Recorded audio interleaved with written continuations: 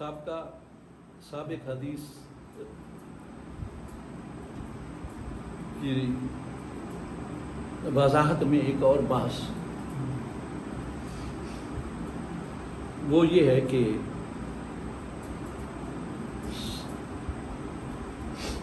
تمام علماء کا اتفاق ہے کہ جبریل علیہ السلام کے 600 پر ہیں اور اتنے بڑے پر ہیں کہ جس کا ادراک نہیں ہو سکتا۔ 600 پروں کے ساتھ حضور اکرم صلی اللہ علیہ وسلم نے جبریل امین کو 2 دفعہ دیکھا ہے۔ ایک دفعہ پہلی وحی کے بعد جس میں آپ بے ہوش ہو کے گر گئے، افق کو بھرا ہوا تھا جبریل، اور دوسری دفعہ معراج کی رات، وہ بالافق الاعلی۔ اصلی صورت میں 2 دفعہ حضور کریم صلی اللہ علیہ وسلم نے جبریل امین کو دیکھا۔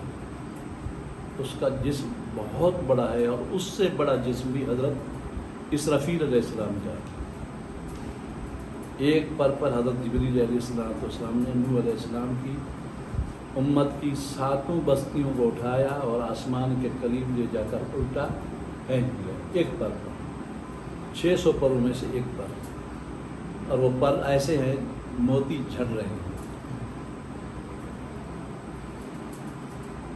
وہی سبحانہ اعظم شانہ جعل الکلیات والجزیات تعالی عن الجنس والجہاد الایمان بہ نعمت تصدیق والاعتصام بہ حبذ التوفیق۔ یہ سلم کی عبارت ہے، اس کے ساتھ ایمان بس سب کچھ ہے۔ اب سوال یہ ہوتا ہے کہ اس حدیث پاک میں آیا کہ تمثل لہ رجلا، وہ فرشتہ جو ہے آدمی کی صورت میں حضور اکرم صلی اللہ علیہ وسلم کے پاس حاضر ہوا، تو اس کا بڑا جسم کہاں گیا؟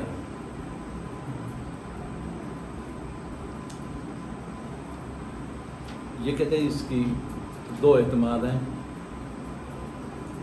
جس وقت آدمی کی صورت میں حضرت جبریل متشکل ہوتے تھے تو ان کی جو پر ہیں اللہ تعالیٰ اس وقت ان کو فنا کر دیتا تھا، پر یا پروں کو اللہ تبارک و تعالیٰ اتار دیتا تھا، جیسے لباس اتارنا ہوتا ہے۔ 2 صورتیں ہیں، یا تو فنا کر دیتا تھا اور یا اتار دیتا تھا۔ جب تبلیغ کا کام مکمل ہو جاتا تھا تو دوبارہ اللہ تعالیٰ پر عطا فرما دیتا تھا، فنا شدہ کو دوبارہ پیدا کر دیتا تھا، یا دوسری صورت میں لوٹانے والے کو دوبارہ لوٹا دیتا تھا۔ اس طرح جبریل امین تبلیغ کے لیے رجل کی صورت میں تشریف لاتے تھے۔ بعض لوگوں نے تداخل کا قول کیا تھا، تو یہ کہتے ہوئے بجاتے ہیں تداخل یہ ہوتا ہے کہ ایک جسم دوسرے جسم کے اندر حلول کر دے، ایک حلولی اتحادی ایک گروپ ہے جو کہتے ہیں اللہ تعالیٰ نے بندے کے جسم میں حلول کیا ہوا ہے۔ حلول جیسے چینی پانی میں دودھ میں حلول کرتی ہے، اس طرح یہ الحاد ہے، بے دینی ہے۔ اس اتحاد کو بے دینی کہتے ہیں، اس کو وحدت الوجود نہیں کہتے۔ حلول کا مذہب الحاد ہے، زندقہ ہے، کفر ہے۔ تو بعض لوگوں نے جبریل امین کے متعلق بھی یہ قول کیا کہ جبریل امین اس آدمی یعنی دیجا قلبی کے جسم کے اندر حلول کر جاتے تھے، جیسے چینی پانی میں حلول کر جاتی ہے۔ تو یہ باتیں ہیں، جبریل کے پر اتار دیے جاتے تھے یا فنا کر دیے جاتے تھے، وہ رجل کی صورت میں متشکل ہوتا تھا اور وحی کرنے کے بعد پھر دوبارہ پر لگ جاتے تھے یا یادہ ہو جاتا تھا اور پھر وہ اپنا کام کرتے تھے۔ یہ جواب دیا ہے امام الحرمین نے۔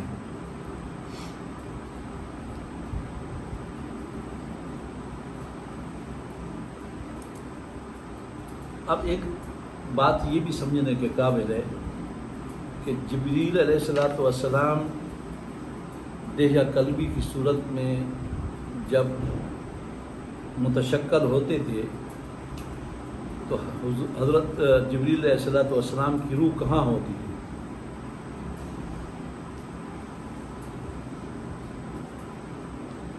دیہ قلبی تو ایک الگ جسم ہے، جبریل علیہ السلام کا الگ جسم ہے 600 پروں والا۔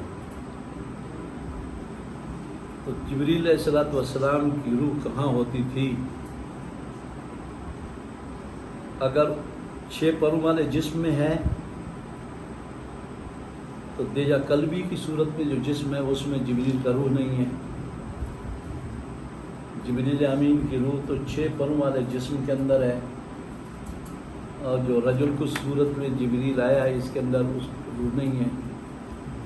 اگر یہ کہتے ہیں ہم کہ جبریل امین کی روح اس کے اپنے اصلی جسم میں باقی رہتی ہے، تو پھر یہ جو دیہ قلبی کی صورت میں ایک رجل متشکل تھا اس کے اندر روح نہیں ہے، جبریل کی روح نہیں ہے، یہ ہوگا۔ اور اگر جبریل امین کی روح دیہ قلبی کی جسم کے اندر آ گئی ہے تو کیا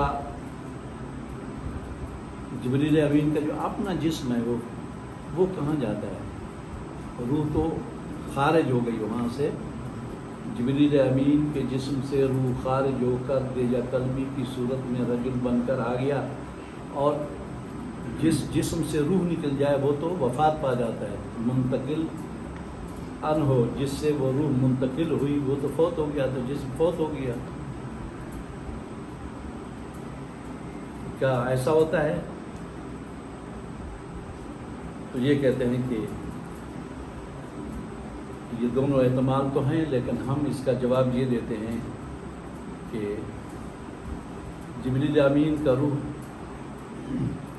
دیہ قلبی کی صورت میں رجل میں منتقل ہوتا تھا، لیکن اس سے ضروری نہیں ہے کہ وہ فوت ہو جائے۔ جبریل امین کا جسم ختم ہو جائے پھر بھی وہ جسم زندہ رہتا تھا اور جسم کے ساتھ روح کا تعلق ہوتا تھا۔ اس کی مثال دیتے ہیں کہ شہداء کی روحیں حدیث پاک کی روشنی میں فی اجواف طیر خضر،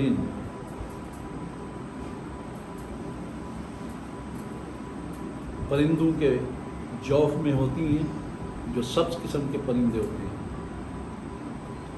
اب ارواح